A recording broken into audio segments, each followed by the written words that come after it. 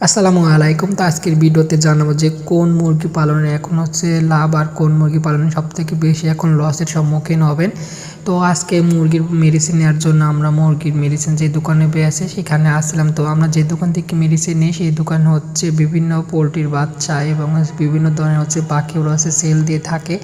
তো মুরগির বিষয়ে যে জিনিসটা হচ্ছে বর্তমান কিনবেন না, মানে যেটা সবচেয়ে বেশি লসের সম্মুখীন হতে হয় সেটা হচ্ছে টাইগার মুরগি। দেখুন টাইগার মুরগি একদম দেশি মুরগির মতনই, কিন্তু 6 মাস লাগে বড় হতে এবং 6 মাস পর হচ্ছে প্রায় 4-5 কেজি ওজন হয়। কিন্তু বর্তমান যে বাজার মূল্য মানে খাদ্যের যে দাম, সেই খাদ্যের দাম অনুযায়ী আপনি যদি 6 মাস ধরে একটা টাইগার মুরগি হচ্ছে পালন করেন, এতে করে আপনি লসের সম্মুখীনই হবেন এবং 6 মাস ধরে আপনার ভিতরে অনেক হচ্ছে মারা যাবে। এই জন্য টাইগার মুরগি আমার মতে হচ্ছে পালন না করাই হলো ভালো। যেহেতু টাইগার মুরগি ডিম দেয় এরপরও কিন্তু টাইগার মুরগি পালন না করাই ভালো। টাইগার মুরগি প্রচুর পরিমাণে রোগ বালাই হয়, আমি কিছু পালন করে দেখছি।